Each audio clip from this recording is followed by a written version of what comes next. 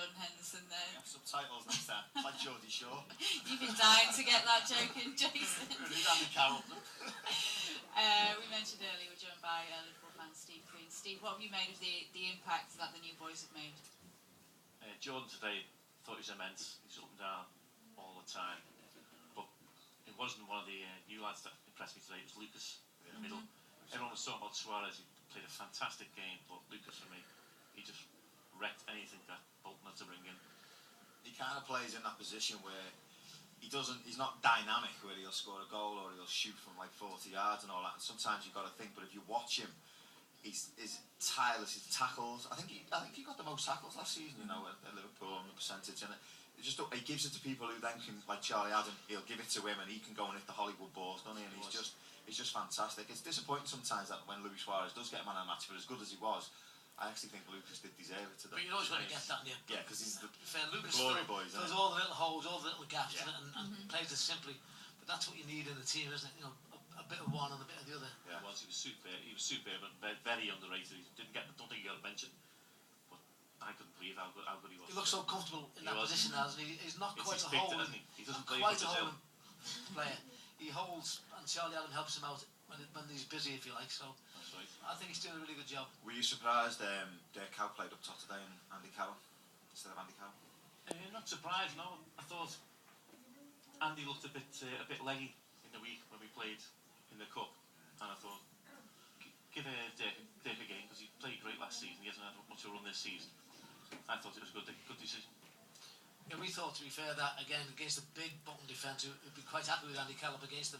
To play two small guys with great movements, they didn't really get a look into the for Bolton. That's what happened in the week in the cup game. As soon as Andy came on, we started playing the long balls, and we were playing a lot better when it was just a short balls for early on.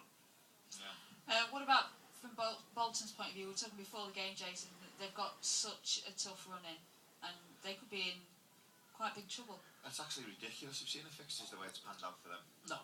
They have got Liverpool, they've had Man City, Liverpool, they've got Man United, Chelsea, Arsenal, all in the first 7 games of the season. They could be like really struggling by October. They could be, but you've got to play them at some time in the season, and maybe they've got.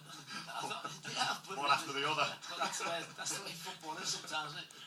Kicked you in the teeth, but they've got to improve from. But that's got to be the worst fixtures you could possibly have. You wouldn't want to see that if you were on Coyle, would you? No, Alex Ferguson might complain about it, that's for sure. I'm sure he's got a few words about to say. But that's the way it goes to get for you sometimes, and they've got to get a result from somewhere. Were you disappointed with Bolton today, or did you think Liverpool were that good that they didn't allow them to play? I was surprised today. I expected more from Bolton, but I thought we were that. I didn't really think we were that good. He got closed down, didn't get a chance in the air, didn't get a chance on the floor, and we break going forward. They had 20 minutes in the first half. After we scored, they came into it. 10-15 minutes, but then after that, especially after half time, when we just blitzed them. We were saying the 2 goals. The second goal, after the Sunderland game, of course, where we sort of played well in the first half and really sort of faded in the second half. Yeah. Really important to get that second goal and then go on to score more. I mean, we're being critical, but we think we should have won probably 5 or 6 today. Well, we did when we got the early second goal early in the second half, and then we got the third as well so early. The guts were just blown out of Bolton then. And then we didn't sat back like we had done in the past. We attacked. Yeah, that was pleasing for you. Yeah, definitely.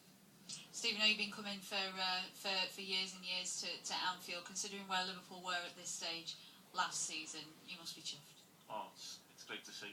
How difficult was it to keep coming last year? It's never difficult. If you're a fan, you're going to come week in, week out. No matter how, you're still going to put your faith in the team and hope that it turns around. And it looks like we have.